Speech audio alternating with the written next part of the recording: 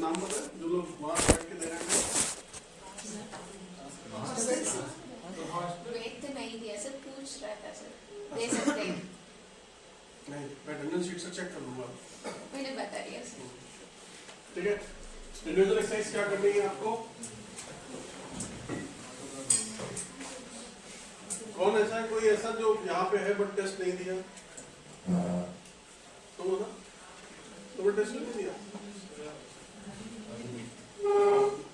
Hospital गया था सुबह एब्सेंट। अभी सर लंच के बाद अटेंड नहीं, बट तुम्हारा टेस्ट नहीं हुआ, क्या करोगे?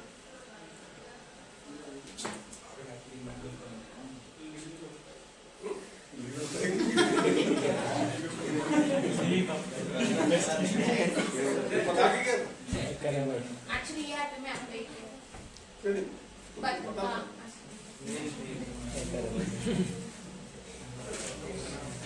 चलो पढ़ो।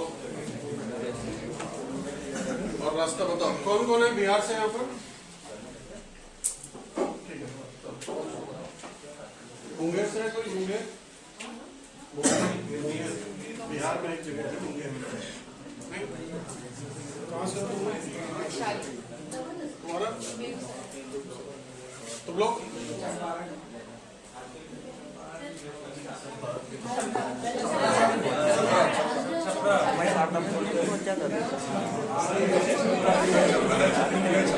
तुमने हाथ नहीं खड़ा किया इसलिए नहीं पता, दिखा दो।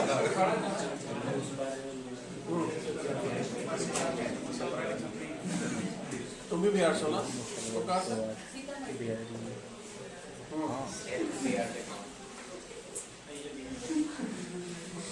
क्या हो गया?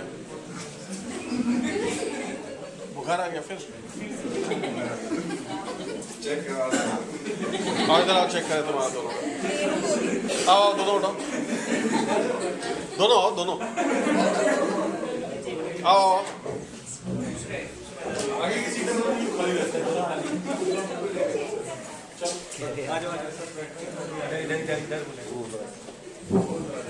दूर हो भाई, बुखार हो जाएगा।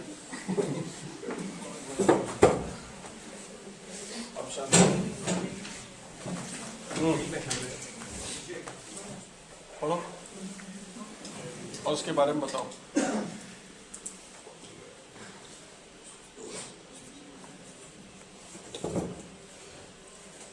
स्मॉल लाइव स्टॉक का मतलब क्या होता है? एग्जाम्पल? गोट, शीप। ठीक है, आपको यहाँ पे गोट सोचना है। आगे बताओ। वगैरह जो रहता है वो ऑर्गेनिक कंपोस्ट वगैरह बनाने में यूज करते हैं। अरे पहले पढ़ तो लो तीनों नीचे तक, बिजनेस प्लान तो बात ही नहीं हुई अभी तक।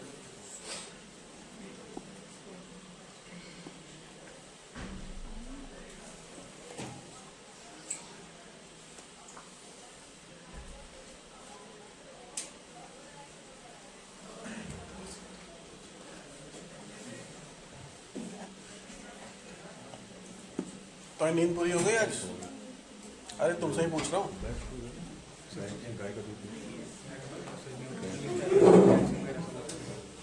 तुम्हारा चश्मा अजीब सा है, आंखें बंद ही लगती हैं, बाकी ठीक है।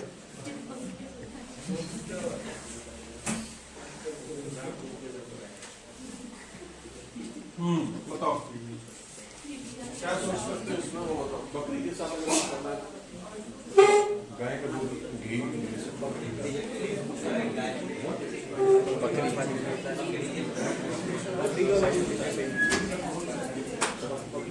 गाय का दूध, घी, बकरी का भी दूध है। मैंने बता दिया गोट, स्मॉल लेफ्ट गोट लगा दिया। कार में दिमाग कम करो। पनीर पनीर और लास्ट में ये डिस्कस करना, जब तुम नहीं कर पाओगे तो मत करो।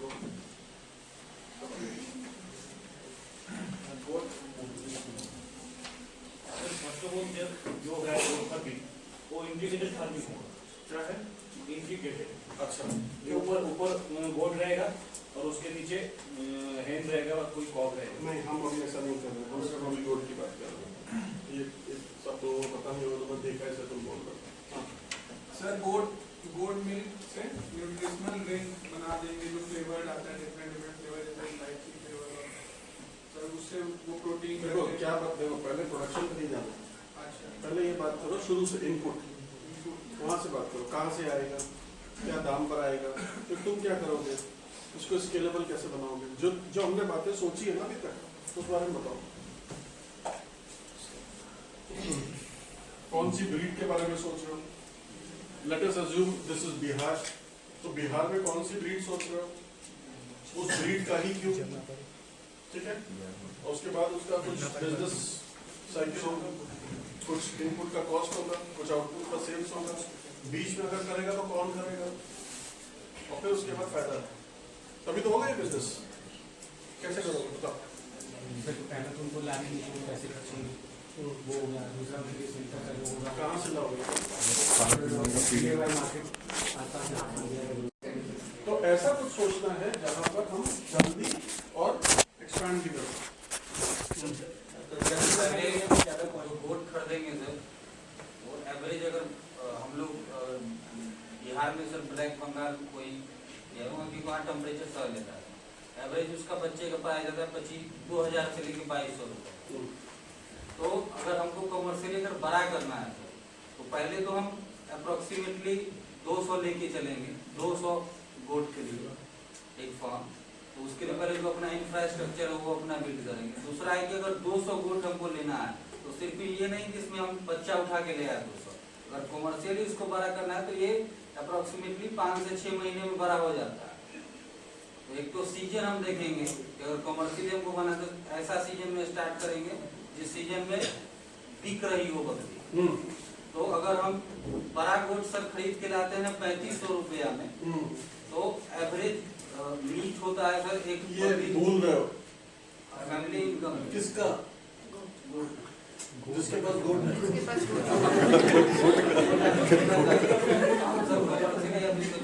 कमर्शियली ठीक बता रहे हो, बट उस कमर्शियली में तुम एक जो गलती कर रहे हो वो ये है कि तुम सारा कुछ खुद ही कर रहे हो। सब कुछ कौन कर रहा है? खुद कर। अगर तुम सब कुछ करोगे तो जिसके पास गोट थी उसकी इनकम कैसे बढ़ाओगे? समझ में आया कुछ? हाँ सर। कुछ ऐसा सोचना है जिससे कम्युनिटी इन्वॉल्व रहते हुए हमारा बिजनेस शुरू हो जाए। फ्रेंचाइजी टाइप सोचना है, बिना फ्रेंचाइजी टाइप सोच करके नहीं काम होता। लेकिन वो फ्रेंचाइजी वैसा मॉडल नहीं कि जैसा हम किताबों में देखते हैं, बट फिर कैसा फ्रेंचाइजी? हम ऐसा कर सकते हैं कि उससे मतलब कुछ गोट लेंगे और उसको ये बोल देंगे कि आगे भी तुम मुझे ही देना और मैं ही तुमसे खरीद के ले जाऊंगा। कैसे बिजनेस मॉडल सोचो। और कोई ऑर्गेनिक अभी आगे नहीं, पहले तो यहीं पे आओ ना, प्रोडक्शन और उसका बड़ा कैसे होगा? कॉन्ट्रैक्ट कर सकते हैं। कैसे? We can fix up, like in whole village we can say this is the breed, we can first breed a lot sir, then we can say compare it to that market, we can fix the amount which will be beneficial for them, and we will be also bulkly we will be getting the product, we can do meat processing and anything we need it, and then we can proceed to the criteria which is needed. Aggregation, ये क्या example है? Aggregation मतलब तुमने 100 families पकड़ी, 100 families को एक एक बच्चा दिया या उनसे बोला तुम एक एक बच्चा खरीदो, लेकिन तुम्हारी गारंटी मैं कौन क्या ले रहा हूँ कि तुम्हारा इस बच्चा जब बड़ा होगा तब मैं इसको खरीद लूंगा। तो आपने क्या किया? अनऑर्गेनाइज मार्केट है, बकरे का मार्केट कैसा है? अनऑर्गेनाइज। आपने एज अ बिजनेसमैन क्या शुरू किया? इसको ऑर्गेनाइज करने की बात करी, ठीक है। बकरे बिकते देखे? कैसे बिकते हैं?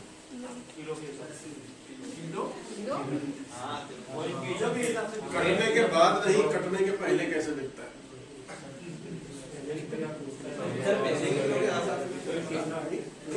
इसको देखा नहीं? कटने के पहले कैसे बिकता है? कटने के पहले सिर्फ देख के बिकता है, सिर्फ देख के। Again unorganised, again fair price नहीं है, ना फेयर प्राइसिंग स्ट्रैटेजी है, फेयर कॉस्ट नहीं है, ना फेयर कॉस्ट की स्ट्रैटेजी है। तो आप कहाँ इंटरफेयर करोगे? आप उसकी पूरी वैल्यू चेन में सबसे पहले आपके इनपुट के प्रॉब्लम्स हैं। क्या प्रॉब्लम्स है? आपको एक अच्छी ब्रीड का, अच्छी वैरायटी का बच्चा नहीं मिलेगा। दूसरा, उसका कोई फिक्स प्राइस नहीं है, जो ये 2200 बोल रहा है, ये 4000 तक का भी ये बच्चा मिल सकता है। और ये 2000 का 1500 का भी मिल सकता है। मान लो आज मेरे यहाँ खाने का नहीं है, बच्चा होगा, मैंने उठा करके मार्केट में किसी को भेज दिया तो 1500 में बिक जाएगा। प्रॉब्लम इज ना तो ऑर्गेनाइज मार्केट है बेचने का और ना ही ऑर्गेनाइज मार्केट है खरीदने का। तो तुम्हारा इंटरवेंशन कहाँ हो सकता है? सबसे पहले तो इनपुट की तरफ हो सकता है, राइट? जब आप इनपुट की तरफ अपना कुछ ऑर्गेनाइज करोगे and the way she told कि भाई हम उसको एग्रीगेट करने की बात करेंगे, मतलब ऑल जो लोग भी गोट पाल रहे हैं उन सबको मिला करके मैंने एक फेडरेशन जैसा सॉल्व किया या बनाया। ये एसएचजी मेंबर्स को पकड़ा। एसएचजी मेंबर कौन है? हर एसएचजी मान लो 50 एसएचजी पकड़ लिए, हर एसएचजी में कितने लोग? 20। तो आपके पास 1000 लोग हो गए और 1000 लोगों को बोला कि तुम सब लोग अगर 2-2 बकरी पालोगे तो लास्ट में मैं खरीदूंगा। बात समझ आया कुछ? तो मेल जो उसको है वो देना है, क्योंकि बकरा ही बिकेगा, बकरी लोग नहीं बेचते, ठीक है? तो अगर आप जा रहे हो कि कॉम्बिनेशन कितना होना चाहिए, तो एक मेल या एक फीमेल या फिर 2-3 मेल और एक फीमेल, इस तरीके का कॉम्बिनेशन चलता है वहां पर, right?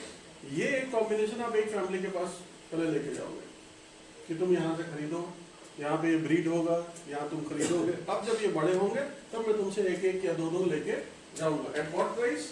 At fair price. Again, क्योंकि फेयर प्राइस वहां पर नहीं है, वहां पर वो कसाई कैसे देखता है आकर के, ये ठीक दिख रहा है, इसका गर्दन मोटा है, इसकी हाइट ठीक है, इसका ये सब ठीक है, हाँ ठीक है, हम इसके इतने पैसे दे सकते हैं।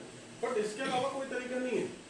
उसका 10,000 भी बोल सकता है, उसका 50,000 भी बोल सकता है, डिपेंडिंग अपॉन उसकी हाइट, वेट, ये वो। हाइट वेट बढ़ता और कम होता कैसे? बेस्ट प्रैक्टिसेस, मतलब बकरी पालने का एक तरीका है, बकरे को बड़ा करने का एक तरीका है। वो क्या तरीका है किसको पता है? नहीं पता है। तो आपका इंटरवेंशन कहाँ होगा? कैसे उसको ट्रेन करना है? तो कैसे ट्रेन करा जाता है? उसकी जो घास होती है उसको ऊंचाई पे लटकाया जाता है, और ऊंचाई पे लटकाने से क्या होता है? बकरा ऐसे खड़े होकर के उसको खाता है। जब वो खड़े होकर खाता है, मुंडी ऊपर करके खाता है, तो उसका जो चेस्ट है वो चौड़ा होता है, बड़ा होता है। इसी तरीके से बकरी के जो छोटे बच्चे होते हैं उनको टोकरी के अंदर ढक के रखा जाता है। क्यों रखा जाता है ढक के? ये तो कूदते फांदते रहते हैं, उनकी एनर्जी लॉस होता रहता है, वो बड़े नहीं हो पाते, वो इधर उधर कुछ चाटते खाते रहते हैं, बीमार पड़ते हैं, मर जाते हैं। तो बीमार ना पड़ने के लिए क्या करें? कुछ दवाई होनी चाहिए, कोई वैक्सीनेशन होना चाहिए। तो इसका मतलब एक बेस्ट प्रैक्टिसेस कहीं ना कहीं गायब है पूरी में। और अगर वो बेस्ट प्रैक्टिसेस नहीं है तो क्या ये बिजनेस चल सकता है? नहीं चलेगा। तो पहला हो गया बकरी का सोर्सिंग, दूसरा हो गया उसको पालने का तरीका, मतलब आप कैसे उसको पालोगे, और तीसरा हो गया उसका फेयर प्राइस पे मार्केटिंग करना। ठीक है, अब मार्केटिंग के बाद आप क्या करते हो वो एक सेपरेट बात हो सकती है। यहां तक ठीक है? ठीक। तोता कैसे है? अगर देखोगे मुंगेर, इसलिए मैंने बोला था कि मुंगेर में ये एक प्रोजेक्ट चलता है। मुंगेर में ये प्रोजेक्ट कैसे चलाया जाता है? मुंगेर में कंपनी है आईटीसी, ठीक है? आईटीसी एक प्रोजेक्ट लाती है, उसको बोलते हैं सुनहरा कल। सुनहरा कल में क्या करा जाता है? एक गांव है, इस गांव में एक लेडी को पकड़ा जाता है, उसको बोलते हैं पशु सखी, ठीक है? और पशु सखी क्या करती है? इसके अंदर फैमिलीज को बुलाती है, और हर फैमिली के पास 2 मेल और 1 फीमेल इस तरीके का ये काफ देती है, ठीक है? इस तरीके से ऐसे बहुत सारे पशु सखी से, सारी पशु सखी एक जगह से जुड़ी होती हैं, इसको बोलते हैं जीआरसी। जीआरसी क्या है? गोट रिसोर्स सेंटर। गोट रिसोर्स सेंटर कैसी जगह है? जहां पर आपके बकरी के जो बच्चे हैं वो बिकता भी है, यहाँ पर इनका जो फीड है वो भी बिकता है, यहाँ पर जो इसका वैक्सीनेशन है वो भी बिकता है, और यहाँ पर जो जब उसको आपको आर्टिफिशियल इंसेमिनेशन वो भी है, और जो ट्रेनिंग है, जो बेस्ट प्रैक्टिसेस वाली बात थी वो भी है। ये वो एक कॉमन जगह है जहां से सारे गांव कनेक्टेड है, और गांव कैसे कनेक्टेड है? वाया पशु सखी। So this GRC runs with 43 पशु सखीज। 43 पशु सखी की पहले ट्रेनिंग करी जाती है, ठीक है? और इस जीआरसी में ट्रेनिंग कौन देता है? यहाँ पे ट्रेनिंग देता है द गोट ट्रस्ट। ये एक लखनऊ की कंपनी है। द गोट ट्रस्ट ट्रेनिंग देती है जीआरसी को। जीआरसी में ये 43 आपके पशु सखी है। पशु सखी को ट्रेनिंग मिलती है कि क्या करना है, कहाँ से पैसे बचाते हैं, फीड, ये जो फीड है ये घर में बनाया जाता है, घर के सामान से बनाया जाता है, ठीक है। तो उसमें थोड़ा सा चोकर होगा, थोड़ा सा कुछ होगा। इसी में एक चीज बोली जाती है मसाला गोला। मसाला गोला क्या है? इसमें एक तरीके से दवाई है, ये थोड़ी सी दवाई मिलाई जाती है, बिस्किट के जैसा, गुड़ के जैसा होता है। उसको चाटने से उसको बकरी को बीमारियां नहीं होती है, बकरी को जल्दी बीमारी लगती है, ठीक है। तो बट ये 2-3 चीजों को लोग घर में बनाना सिखाते हैं। ये पहले ये लोग लेडीज सीखती है, लेडीज जाकर के अपने गांव में लोगों को सिखाती है, और उससे क्या होता है, बकरी बीमार नहीं पड़ती है, ठीक। फिर इसके बाद आता है वैक्सीनेशन। बकरी को कब वैक्सीनेशन देना है, कौन सी बीमारी होती है, किस तरीके से बाकी प्रॉब्लम्स है, वो भी सब इन लेडीज को सिखाया जाता है। ये लेडीज जाकर के हर गांव में ये एक तरीके से डॉक्टर की तरह बिहेव करती है। तो ये एक डॉक्टर जैसी है, जिसको डॉक्टर दीदी भी बोल देते हैं ये लोग। ये इनके लिए मार्केटिंग का भी काम करती है, ये इनके लिए सेल्स का भी काम करती है, ये इनको बेस्ट प्रैक्टिसेस की ट्रेनिंग भी देती है। ये इतना ये लोग सब काम करते हैं, ठीक है। यहां तक ठीक है। बिजनेस का है। कौन आया था मेरे से पूछने, बकरी वाला? कौन पूछ रहा था? इस क्लास में था? तुम था। देखना कितने का लग रहा है, लगभग कितने का बिजनेस होगा? फिर भी अंदाज 30 लाख है? नहीं, चलो देखो,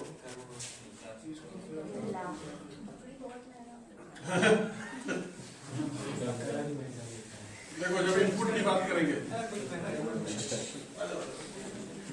इनपुट की बात करोगे तो इनपुट में आपका जो बकरी का बच्चा है, ठीक है, वो आपका आता है 3000 रुपए का, 3000 से 4000 का।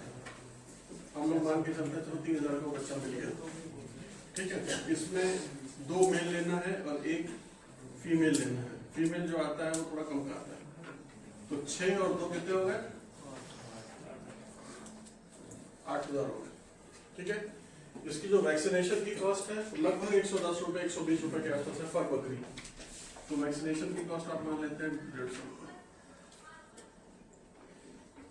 ट्रेनिंग देनी है कितने लोगों को? सिर्फ 43 लोगों को ट्रेनिंग देनी है, ठीक है। तो वो ट्रेनिंग कौन देता है? जीआरसी देता है, सेपरेट है।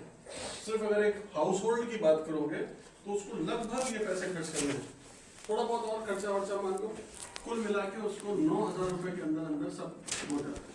ये जो मसाला बोला है ये यहीं बनती है, इनको बिकती है, वो अपने घर पे भी बना सकते हैं, but because most of them do not have that time कि हम घर पे बनाएं, तो वो यहीं से खरीद लेता है। इसकी भी कॉस्ट लगभग 1200 रुपए के आसपास आती है। सब मिला करके ये 11000 के अंदर अंदर सब कुछ हो जाता है, ठीक है।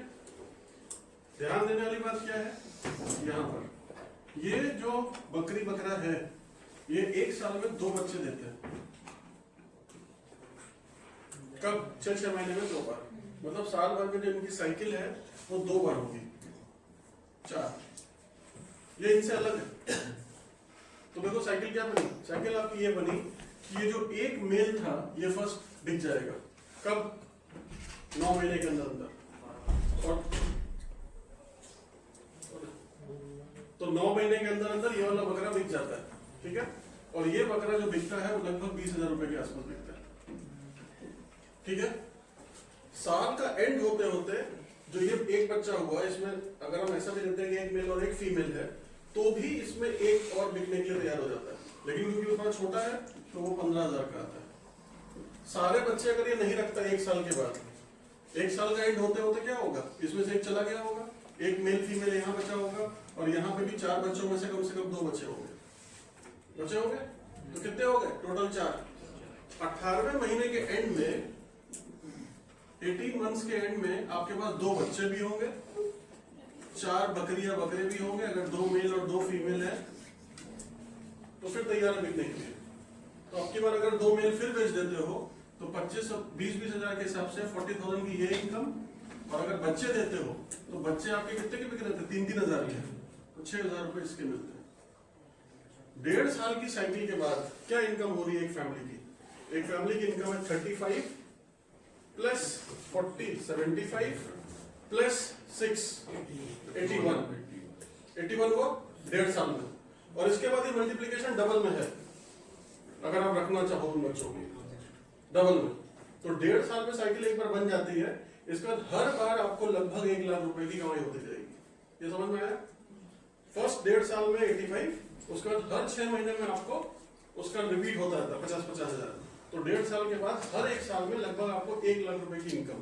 तो जो फैमिली इनकम का क्वेश्चन था, अगर 18 मंथ्स को आप उसमें से हटा दो तो इसके बाद आप 1 लाख रुपए पर फैमिली पर ईयर, ये सोच सकते हो सकता है ऐसा?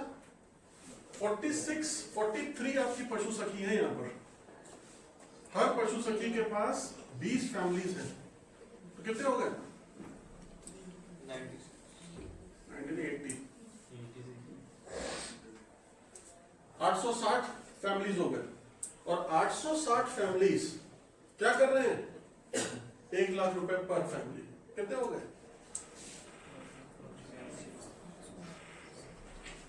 860 लाख। कुछ समझ आया? 8.6 करोड़। अभी हमने बेचा, इसमें कोई प्रोसेसिंग करी है? कोई प्रोसेसिंग नहीं है, ये सिर्फ इनकम है, ठीक है? और इसमें अगर आप प्रोसेसिंग जोड़ते हो तो 10% की कमाई है किसी भी प्रोसेसिंग की, मिनिमम 10% आप कमा सकते हो, तो 86 लाख का काम हो गया सिर्फ इसको चलाने में। कुछ नहीं किया, कुछ किया? सिर्फ 46 पशु सखी जोड़ी और 46 पशु सखी को जोड़ के उनको उनके गांव में काम करवाया। इसमें इतना पैसा है कि जो पशु सखी होती है उसको 10,000 रुपये महीना यहाँ से इनकम भी मिलती है जीआरसी से, ठीक है? तो 10,000 रुपये इनकम कितनी हुई आपके 43 की? 4,30,000 रुपये पर मंथ। तो आप कितने दिन उसको दे सकते हो? कभी तक भी दे सकते हो। इस पैसे से बस वो काट लो, 50 लाख तब भी कहीं नहीं गया, ठीक है? अब इसमें मजे की बात क्या है? ये एक नॉट फॉर प्रॉफिट है, इसको चलाने के लिए आईटीसी पैसा देती है और बकरी को खरीदने बेचने के लिए सरकार सब्सिडी देती है। अब क्या पैसे देंगे?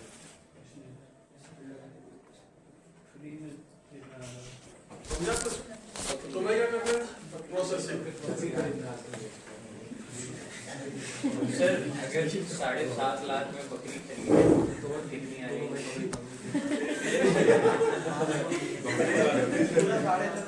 सब्सिडी कब मिलेगी? तुम्हारे बिजनेस के लिए देगा बकरी का पैसा। सब्सिडी तब मिलेगी जब फैमिली की इनकम बढ़ाओ, social parameter, welfare parameter, livelihood parameter. अगर हम ही उनको बोल दें कि मतलब कोई जितनी सब्सिडी नहीं 43 फैमिली है, उसके लिए कोई सब्सिडी नहीं। 43 फैमिली का हम कर रहे हैं सर। उसके लिए तुमको एक सीएसआर पकड़ना पड़ेगा। सीएसआर के पास जाओ, मैं 860 फैमिलीज का भला करूंगा। कैसे? मैं उनका न्यूट्रिशनल वैल्यू बढ़ाऊंगा, मैं उनका सेल्स बढ़ाऊंगा, मैं उनकी इनकम बढ़ाऊंगा। कितने पैसे चाहिए? तो तुमको शुरू करने के लिए क्या पैसे चाहिए? 11,000 रुपए इंटू 860 फैमिलीज, जोड़ो कितना होता है? लगभग 86 लाख रुपए के आसपास। तो 1 करोड़ अगर कोई तुमको देता है तो तुम 8.5 करोड़ का बिजनेस उसको बना के दो, सीएसआर भी खुश। और यहाँ पे number of families 860, her family में 5 मेंबर, तो कितने हो गए? 5,000 लोग। तो तुम्हारा इसका इम्पैक्ट कितने लोगों पे जा रहा है? 5,000 लोगों पे। और कहीं अगर तुम ये दिखा दिया कि 2 साल में इनको देख करके और 4 गाँव यही काम करने लगेंगे तो 20,000 लोगों का। अब लोग कल बात कर रहे हैं, आज शादी शो बात कर, फाइनेंशियल प्रोजेक्शन, ये ऑपरेशनल प्रोजेक्शन है इसका, कि आप पूरे बिहार को कैसे ठीक कर सकते हो, कैसे कर सकते हो। मैं बिहार की अपना घर ठीक करने की बात कर रहा हूँ कि मतलब अगर सिर्फ जैसे इसमें जो ये जीआरसी है ना, वो ये पशु सखी को ऐसे वो कर रहे हैं, तो अगर मैं जीआरसी से बोलता हूँ कि यदि ये पशु जीआरसी सखी से बोलना नहीं है तुमको जीआरसी खोलना है, खोलना है तब तुम्हारे पास बिजनेस है।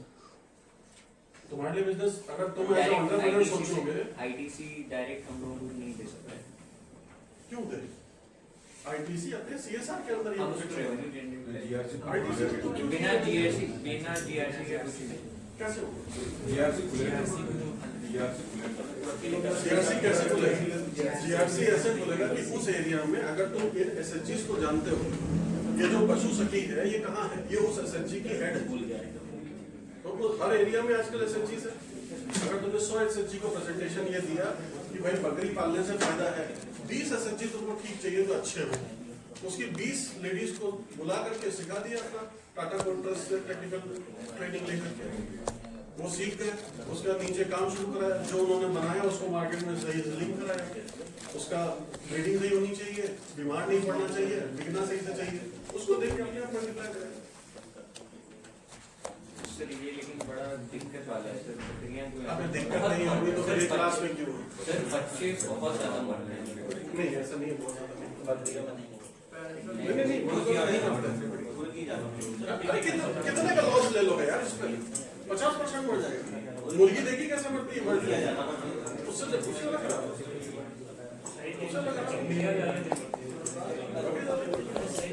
बकरी तब बनेगी जब बाढ़ आ गई, खा लिया, वो जो बेस्ट प्रैक्टिसेस है उसका रीजन ही यही है। ये पूरा मॉडल को इंट्रोड्यूस करने का रीजन क्या था कि ये जो चीजें हैं ये पहले नहीं होती थी, वैक्सीनेशन नहीं होता था, अभी होने लगा। ठीक है, सवाल के जवाब मिले, इसलिए उस समय मैं नहीं बता।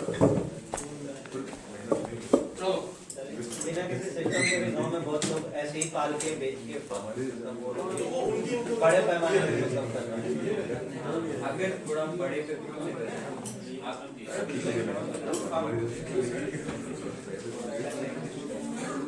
But feed, if they have been given concentrated feed only, na, say the mass feed only, will they support in feed or their farmers? That's a separate revenue issue for you. In case if you want that feed should also be my business, you have to be very clear what is your business. If your business is poultry related, right, don't get into feed. But if you want some standardized feed, then what you should do, you should have a small processing plant at GRC, start producing feed also. You start selling feed. You start vaccination at your center. या ये पशु सखी को सिखा दो कैसे sector में vaccination किया जाता है, वो अपना एक किट लेती है, जाती है, वैक्सीनेशन करके आ जाती है। सर जो पशु सखी है उसको सिखाने के लिए पहले तो अपने जेब से डालना पड़ेगा ना। Tata ghost trust non profit company है, फ्री में करती है और इसके लिए पैसा मिल जाता है, 10,000 रुपए से ऊपर नहीं खर्चा होता है।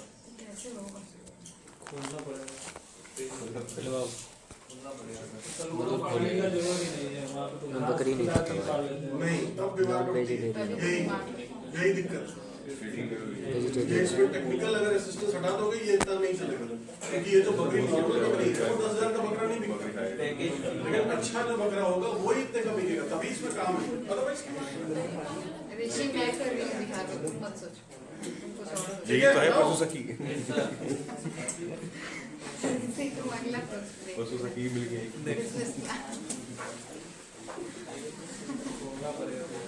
नहीं सोच चुके हैं, पेटेंट करवा लेंगे, ये फिर बेचने लगे।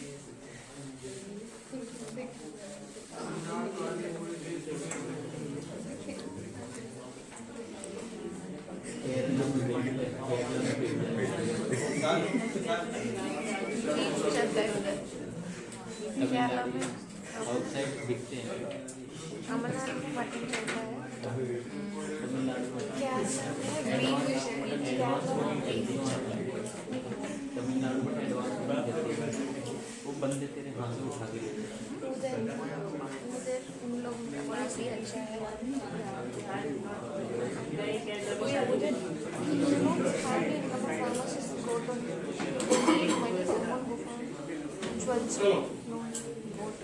ठीक है। रिकॉर्ड कीपिंग क्या होगा? रिकॉर्ड कीपिंग आज कितना फीड दिया, कितना पानी पिलाया। रिकॉर्ड किसी चीज का हो सकता है। अगर हम बिजनेस की बात करेंगे तो financial record, marketing record, logistic record, आपकी inventory record, HR related record, ठीक है, एक्सपेंसेस रिलेटेड रिकॉर्ड, ऐसे सब रिकॉर्ड हो सकते हैं। अलग टाइप के रिकॉर्ड के लिए अलग टाइप का रजिस्टर, और उसी में हम लोग वो रिकॉर्ड करते हैं। सवाल है रिकॉर्ड जरूरी क्यों? Why it is important to keep records?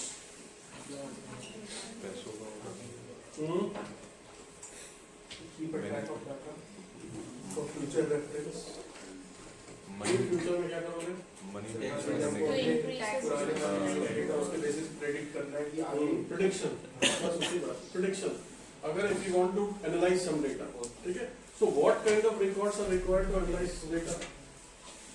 कैसे रिकॉर्ड्स रखोगे कि अगर हमको डेटा एनालिसिस करना है? अगर हम लोग ये पिछला वाला बात करें या मुर्गी की बात कर ले, तो मुर्गी में अगर आपको रिकॉर्ड रखना है तो क्या क्या इंपॉर्टेंट रिकॉर्ड रखोगे? कितने उसके बच्चे आए थे, कितने उसके मर गए, और कितना फीड में उसके लगा, लास्ट फीड कितने रेट में वो बिका है, फीड कॉस्ट। ठीक है, एक चीज भूल रहा, वो जब चिक आया था तो कितने दिन पुराना था, है ना? डे ओल्ड चिक था, 3 डे ओल्ड चिक था, 10 डे ओल्ड चिक था। क्यों इंपॉर्टेंट है ये बताओ? इससे उसकी पूरी लाइफ साइकिल पता चलती है और कहाँ कहाँ हमें क्या क्या स्टेप लेने हैं। क्योंकि जो 3 डे ओल्ड चिक होता है उसका वैक्सीनेशन पैटर्न दूसरा होगा, जो 10 डे ओल्ड चिक होगा उसका वैक्सीनेशन पैटर्न दूसरा होगा, जो थोड़ा बड़ा चिक होगा उसका खुराक अलग टाइप की होगी, इसे फीड पूछे, फीड है ना, कम ज्यादा होगी, राइट? समझ आया कुछ?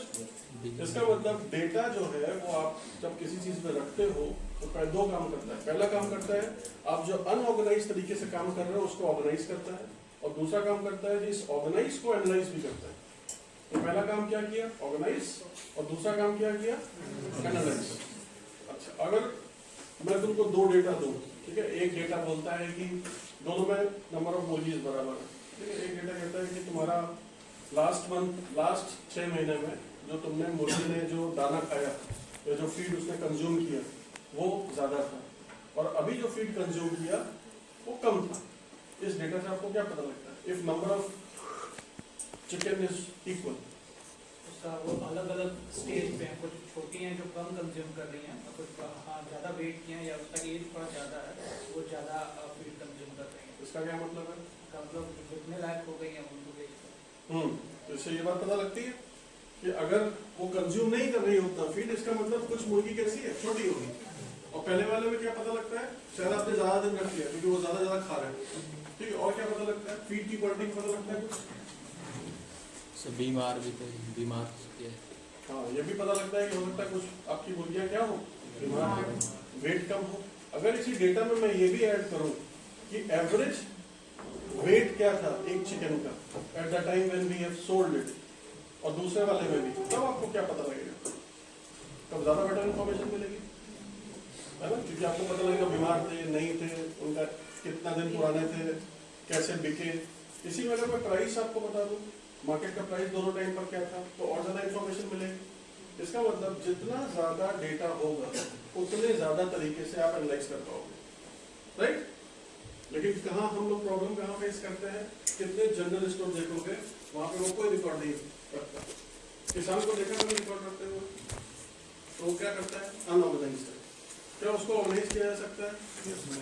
नहीं कर सकते। क्यों नहीं कर सकते? क्योंकि इन्फॉर्मेशन लिखनी किसको है? उसको खुद को। और क्या वो पढ़ा लिखा है? नहीं। क्या वो अपना रिकॉर्ड कीपिंग कर सकता है? नहीं। क्या तुम सिखाओगे तो वो सीख लेगा? नहीं। इसका मतलब किसान से रिलेटेड जितना भी डेटा हमारे पास आता है, जो वो देता है, उसका इनपुट कॉस्ट क्या है, उसका प्रोसेसिंग कॉस्ट क्या है, उसका आउटपुट कॉस्ट क्या है, क्या वो तीनों डेटा ट्रांसपेरेंट है? क्या उस पर आप ट्रस्ट कर सकते हो? अगर उस पर ट्रस्ट नहीं कर सकते, उसको एनालाइज नहीं कर सकते, तो क्या आपके रिजल्ट्स ठीक आएंगे? तो क्या आपकी पॉलिसी ठीक बनेगी? यही होता है। क्योंकि हमारे पास सही डेटा नहीं आता, तो हम जो पॉलिसी दिल्ली में बैठ के बनाते हैं वो नीचे किसान को उतना फर्क नहीं डालता। फिर करना क्या चाहिए?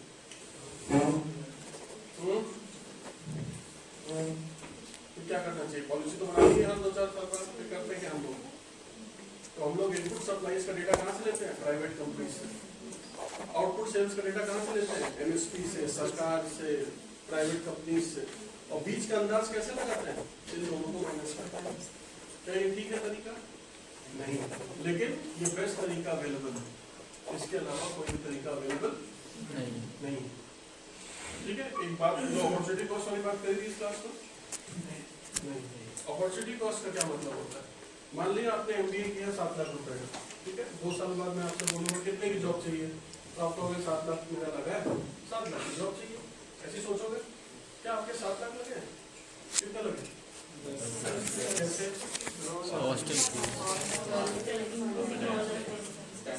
ठीक है, सारे खर्चे जोड़ रहे हो, लेकिन अगर ये 2 साल है, वो टाइम कैसे जोड़ोगे? अगर ये 2 साल कहीं एक टीचिंग की भी जॉब करते हैं, 5,000 रुपए महीना भी कमाते हैं, तो 2 साल में कितना कमाते हैं? तो वो भी तो कॉस्ट नहीं। आपकी हो सकता है वैल्यू कुछ ना हो, लेकिन अगर एक बिल्कुल बेसिक काम करते हैं, एक टीचर की जॉब करते हैं, एक क्लर्क की जॉब करते हैं, एक प्यून की जॉब, कुछ भी जॉब करते हैं, 10,000 तो कमा सकते थे ना पर मंथ। लेकिन इस कोर्स को करने की वजह से वो 10 कमा पाए क्या हर महीने? नहीं। तो 2 साल वो कमाई भी नहीं हुई हमारी। तो यही मेरी अपॉर्चुनिटी कॉस्ट है। किसान के केस में क्या होता है, वो इनपुट सप्लाई लाता है, बीच में प्रोसेस करता है और लास्ट में बेच देता है। कैसे जोड़ता है? 10,000 का इनपुट आया, 40,000 का बेचा, मेरा प्रॉफिट कितना है? 30,000।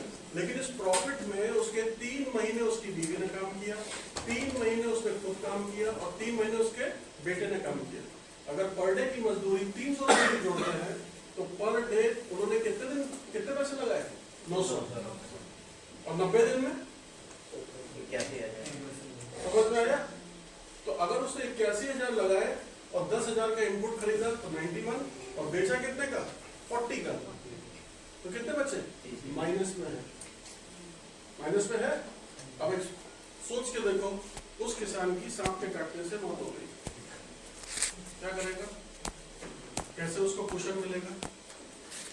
नहीं मिलेगा, क्योंकि किसान अपनी कॉस्ट जोड़ता नहीं है। इसलिए जब वो बेचता है तो उसको पता ही नहीं होता कितने का बेचना चाहिए। तो जब हम कॉस्टिंग निकालें तो क्या क्या निकालें? 10,000 रुपए का इनपुट, 81,000 रुपए का लेबर और कम से कम 10% प्रॉफिट। अब क्या हुआ? 10,000 इनपुट प्लस 80,000 का लेबर, कितने हो गए? 90। कम से कम 10% मेरा प्रॉफिट 9,000। तो मिनिमम हमको प्राइस क्या मिलना चाहिए? कम से कम 1 लाख रुपए। अब अगर किसान बोलता है कि मुझे प्रॉफिट हो रहा है, तब वो 1 लाख पे बोल सकता है कि प्रॉफिट हो रहा है। इससे पहले अगर कुछ बोल रहा था इसका मतलब he is not calculating his cost. ठीक है। इसी केस में एक और चीज आती है, कैसे? आपने अपना पंप चलाया जो बोरवेल होता है, ठीक है, आपने अपने घर में बिजली जलाई, आपने ट्रैक्टर चलाया, कुछ भी और किया, लीज एंड रेंट वाला कुछ काम किया, किसान क्रेडिट कार्ड के थ्रू लिया, ना तो आपसे सरकार बिजली माफ कर देती है, तो क्या बिजली कॉस्ट जोड़ते हो? आंसर है नहीं। किसान आपको ट्रैक्टर सब्सिडी में दे देती है, क्या आप वो सब्सिडी कॉस्ट जोड़ते हो? नहीं। किसान क्रेडिट कार्ड पे आपको 1-2% पर मिल जाता है लोन, 6% पर मिल जाता है, क्या आप वो कॉस्ट जोड़ते हो? नहीं। इसका मतलब सारी कॉस्ट एग्रीकल्चर में जब हम जोड़ते हैं सब गलत तरीके से जोड़ते हैं। Again, why we are doing it as a government? Because government see it as a non commercial activity but more for welfare. और जब तक सरकार वेलफेयर में सोचेगी तब तक सरकार क्या करेगी? उसको एमएसपी देती रहेगी। क्यों? सरकार एमएसपी क्यों देती रहेगी? वोट एक पार्ट है, बट फिर दूसरा पार्ट क्या है? मान लो सरकार एमएसपी हटा दे, फिर उससे क्या होगा?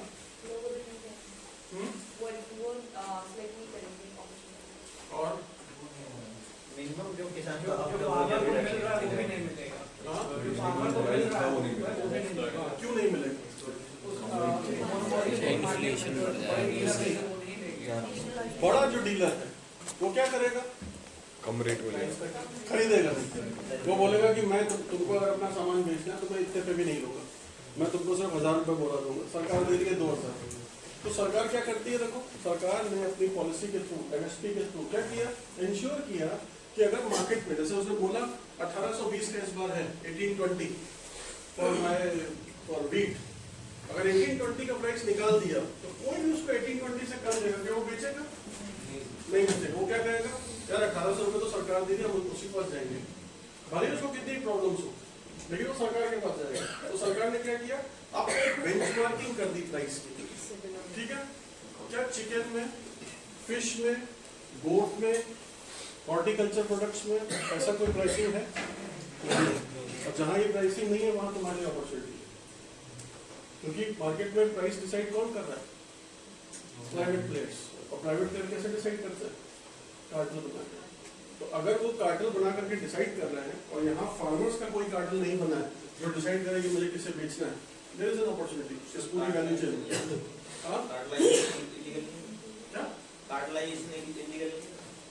इलीगल है, बट प्रूफ कैसे करोगे?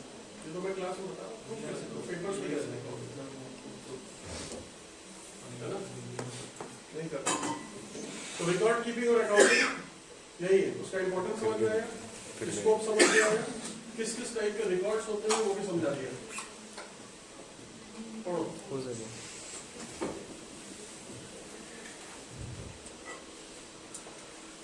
सर एक सेंटेंस ज़्यादा अगर गायब हो रहा है पेज कॉपी पेस्ट किया।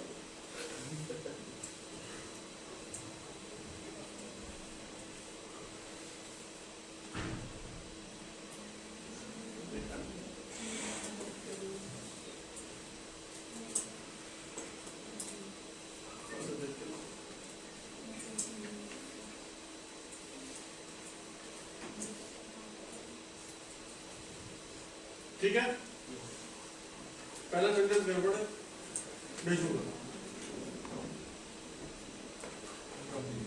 ठीक है, क्या क्या रिकॉर्ड्स आपको रखने चाहिए, ये सब शॉर्ट क्वेश्चन है।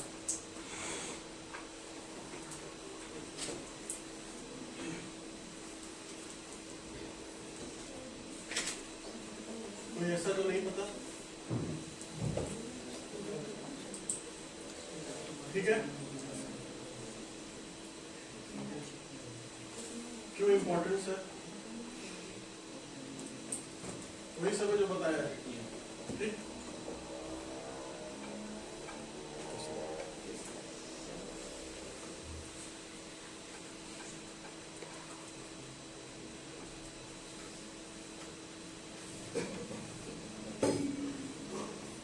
कैसे करेगा बताओ?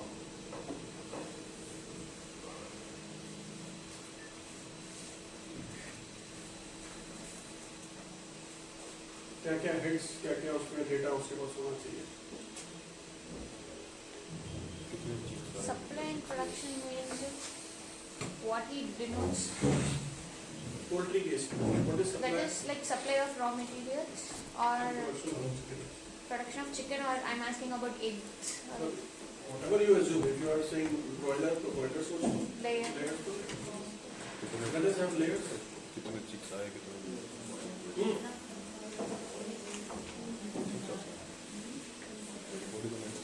क्या क्या चाहिए बताओ? कितने बल्ब लगे, अगर सर एक से ज़्यादा ब्रीड है तो ब्रीड वाइज फॉर्म पहले रजिस्टर रहेगा कितना माना, उनका नंबर ब्रॉयलर की बात कर रहे हैं layers? बॉयलर निकल रहा है बॉयलर में लेकिन वो दोनों तो एक ब्रीड हो गया, फिर उसका डे ओल्ड चेक है कि 10 डे ओल्ड है, 3 डे ओल्ड है, वो हो गया, फिर उसका प्राइस हो गया, प्राइस हो गया नंबर हो गया, नंबर हो गया फिर उसके बाद Feed. Feed feed. तो एक तो फीड का बनेगा कि फीड कितना आया एंड फीड डिस्ट्रीब्यूटेड। स्टार्टर है हाँ, फिर और सो वैक्सीनेशन वैक्सीनेशन और उसके बाद सर बल्ब चाहिए उसके बाद ड्रिंकर चाहिए, फीडर चाहिए, बल्ब चाहिए और टेम्परेचर को कंट्रोल करने के लिए। और If it is a layer, then incubation like egg or ठीक है, लेबर कितनी लेबर नीचे लगी, नीचे जो है हस्क बिछाई जाती है ना, जिससे उसका जो बीट होता है वो गंदा लग रहा है। और फिर उसको करते क्या है? उसका यूज क्या होता है बाद में फिर उसे सेल आउट फील्ड में करते हैं because it is rich in ammonia. ठीक है, हाँ। और labour charge, labour per day का क्या पैसा ले रहा है, इलेक्ट्रिसिटी का कोई कॉस्ट हो रहा था वो। फिर इसके बाद किस प्राइस पर बिकी, क्या वेट बिका, कितने दिन बाद बिका। If you are talking about broiler और लेयर्स की अगर बात करेंगे तो नंबर ऑफ एग्स कितने प्रोड्यूस हो रहे हैं, उनका क्या प्राइस है, समझ आया? अगर बहुत सारे ग्रुप मेंबर हैं, है ना, तो हर ग्रुप मेंबर का अपना एक पेज होगा। समझ में आया क्या बोल रहा हूं? अगर बहुत सारे ग्रुप मेंबर हैं तो हर ग्रुप मेंबर के पास अलग अलग मुर्गी हो सकती है। इसका मतलब एक सेंटर पर ये सब काम हो रहा है या अलग अलग जगहों पे सबके घरों में हो रहा है? तो अगर अलग अलग जगहों पे हो रहा है then you should have in your register हर मेंबर के लिए एक पेज और उसमें सारा data, so that at the end of the month मैं हर मेंबर का एक हिसाब बता पाऊँ कि this is your total cost, this is your total revenue, this is your profit, I am not paying you. Understood? कुछ समझ आया? ठीक, अब बताओ इंटीग्रेटेड वाला तुम बता रहे थे। ठीक है, कितने लोगों को पता है इंटीग्रेटेड बकरी का कैसे किया जाता है? थोड़ा बहुत पता तुमको पूरा पता है? किस किस को इंडिकेट करते हैं? बोट को और सबसे नीचे फिश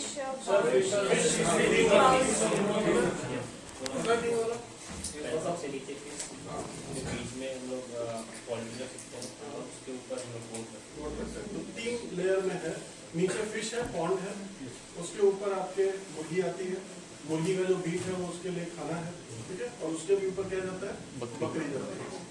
कैसे काम करता है बताओ?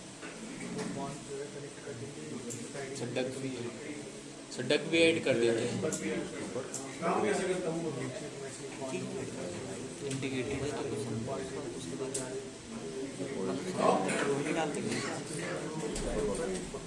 सही पॉइंट है। नहीं पता है किसी को? एक वीडियो ढूंढो, वीडियो है, उसको ढूंढ करके कल मुझे बताओ। ये इंडिकेटर 3 है, इसका इंडिकेटर मुर्गी रहती है। ऊपर कैसा रखेंगे? अरे एक स्टैंड बनाया। अच्छा ठीक है, जाली लगा दी। सही है, जाली लगा दी। चलो, कॉस्टिंग क्या होता है? जाली को ऊपर रख दी। आपको अपनी कॉस्ट भी ऐड करनी है, इनपुट की कॉस्ट ऐड करनी है। मुर्गी बैठ ये गई, जो पूरा यहाँ पार्ट दाने का होगा, यहाँ लगा उसको दिया। क्या बोलोगे?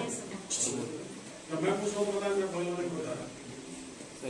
उसने बताया ना वो क्या बेचेगा? नहीं बताया? तो वो पूछ रहे इंटीग्रेटेड फार्मिंग। समझ आ गया? हाँ। कॉस्टिंग क्या होता है? अभी फार्मर के लिए कॉस्टिंग बताया, इनपुट का कॉस्ट, प्रोसेसिंग का कॉस्ट, आपकी कॉस्ट है। टोटल जो भी पैसा खर्च होगा उसमें कैपिटल भी आएगा, ऑपरेशनल भी आएगा, उसके बाद ही आपकी कॉस्ट डिसाइड होगी। ठीक? कॉस्टिंग यूजफुल क्यों होती है? आपको एक बेंचमार्क देती है, इससे नीचे बेचने पर क्या होगा आपको? लॉस। अब बात ये आती है कि क्या हम अपने प्रॉफिट को बढ़ा सकते हैं कॉस्टिंग को कम करके? बढ़ा सकते हैं कैसे? एग्जाम्पल से लेबर कम करके इलेक्ट्रिसिटी और efficient utilization of machineries and ठीक है, तो कॉस्टिंग कम करी जा सकती है। ठीक है, so if somebody ask you ठीक है you need to improve profit for your company, तो हम क्या क्या कर सकते हैं? एक हम कर सकते हैं उसका वॉल्यूम प्रोडक्शन बढ़ाना, ठीक है, दूसरा कर सकते हैं मार्केट में प्राइस बढ़ाना, लेकिन एक तीसरा जो ज्यादा कंट्रोल में है हमारे, वो क्या है? कॉस्ट, और कॉस्ट को कम करना। तो अगर हमको कहीं प्रॉफिट मार्जिन बढ़ाने हैं तो 2-3 तरीके हैं। एक वॉल्यूम को बढ़ाना, मतलब प्रोडक्शन ज्यादा करना, दूसरा मार्केट प्राइस को ठीक करना और बढ़ाना, और तीसरा कॉस्ट को कम करना। कॉस्ट को कम करना कब पॉसिबल है? जब आप ज्यादा कमर्शियल वे में, ज्यादा बड़े वे में काम करते हैं। क्यों? 10 मुर्गी पालना आसान है, सस्ता पड़ेगा, या 1000 मुर्गी पालना सस्ता पड़ेगा, या 1 लाख मुर्गी पालना सस्ता पड़ेगा? पर मुर्गी। ठीक है, अगर 10 मुर्गी पालते हो तो पर मुर्गी की कॉस्टिंग ज्यादा रहेगी, लेकिन अगर 1 लाख मुर्गी पालते हो तो पर मुर्गी की कॉस्टिंग कम आएगी। ये इकोनॉमिक्स ऑफ स्केल पता है? तो जितना ज्यादा बड़ा करोगे उतना सस्ता कॉस्ट पड़ेगा, और जब कॉस्टिंग सस्ती पड़ती है तभी आपको ट्रांसपोर्टेशन भी सस्ता पड़ेगा। बात समझना, अगर आपके मान लो 10 मुर्गी है, उसके पास अंडे हुए या वो चिकन हुआ, उसको आप बेचने जाओगे बाजार, लेकिन अगर आपके पास 1 लाख मुर्गी है और फिर आपके पास ट्रक है, तो उसको बेचना, ट्रांसपोर्ट करना, कहीं पर उसकी प्रोसेसिंग करना, प्रोसेसिंग के लिए मशीन बड़ी लगाना, ये सारा कुछ आपको थोड़ा सस्ता पड़ेगा। इंपॉर्टेंट क्या है? मार्केट। कॉस्टिंग कम करने का तरीका तो है ठीक, लेकिन मार्केट अगर ठीक ना हुआ तो क्या होगा? पक्का लॉस होगा। तो ऐसे वाले काम में जहाँ पर आपको लगता है बहुत एफिशिएंसीज चाहिए, इकोनॉमी बहुत बढ़ानी पड़ेगी, इकोनॉमी ऑफ स्केल काम करता है, always remember that market should be पक्का, you should have a fixed market. अगर फिक्स मार्केट नहीं होगा तो ये काम कभी नहीं चलेगा। राइट? आया कुछ समझ? इसको पढ़ो, देखो कुछ पूछते हैं तो बताओ।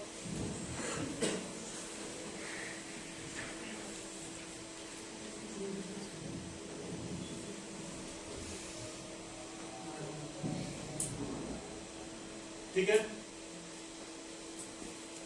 पढ़ लिया?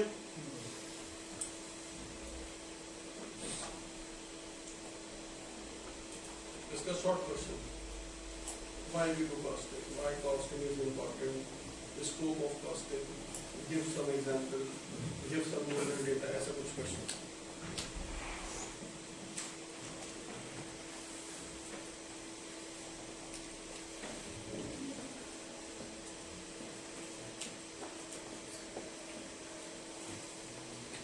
कोई पॉइंट पूछना है?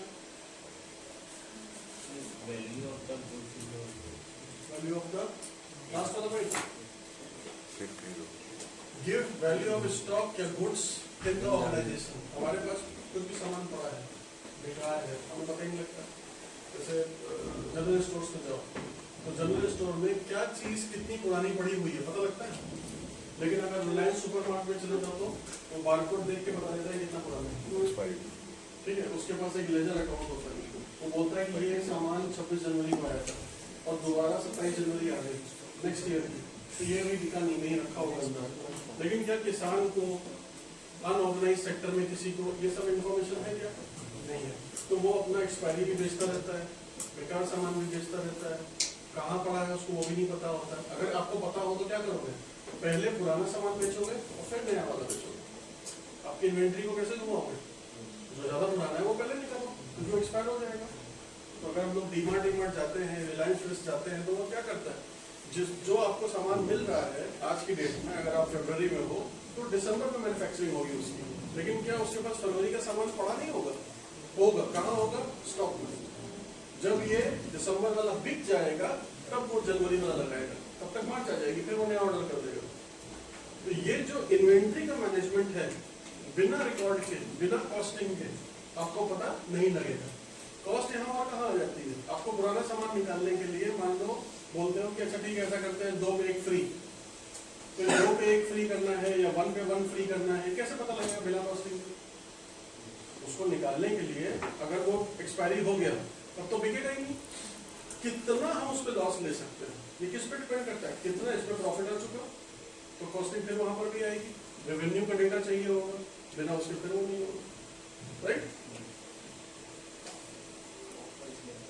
हाँ ऑफर इसलिए आते हैं बिल्कुल। ऑनलाइन जितने ऑफर है सारे उठा करके देखोगे तो सब में जो खाने पीने वाली चीजें हैं उसमें देखा होगा एक्सपायरी के दिन में हो जाएगा, 3 महीने की एक्सपायरी का चीज है वो सेल भी करो। ठीक, direct material cost, direct labour cost, direct expenses, overheads. Overheads क्या है? Variable cost. ठीक है, डायरेक्ट कॉस्ट है, इसी में इनडायरेक्ट कॉस्ट भी है। ठीक है, डायरेक्ट और इनडायरेक्ट का मिक्स भी होगा। मिक्स कॉस्ट कैसे होती है? जैसे आपको बोला बिजली का bill 200 units is 10 rupees per unit. After 200 unit is 13 rupees per unit. ये कैसी कॉस्ट है? कुछ पार्ट फिक्स है, आपको देना ही देना है, और इसके ऊपर जो होगा वो उसका रेट दूसरा हो गया। ठीक है, जैसे फ्लाइट की टिकट, पहली 100 टिकट्स 6,000 रुपए की, लास्ट की 10 टिकट 12,000 की, बीच की टिकट, हर टिकट कम होने पर आपके 10% कॉस्ट पीछे वाले से बढ़ जाएगी। समझ आया? तो ये थोड़ी सी मिक्स वाली कॉस्ट भी होती है कहीं कहीं। Fix cost, variable cost, break even point पता है? सीखा है? करा है? ठीक है, एक ब्रेक इवन पॉइंट पर एक क्वेश्चन आएगा सिंपल सा सेक्शन बी में, एक न्यूमेरिकल कैसा होगा, इस टाइप का होगा, छोटा सा सोल्यूशन होगा, वेरी सिंपल पढ़ाएंगे। कॉस्ट और प्राइस में डिफरेंस क्या है? कॉस्ट और प्राइस जा रहा हूँ।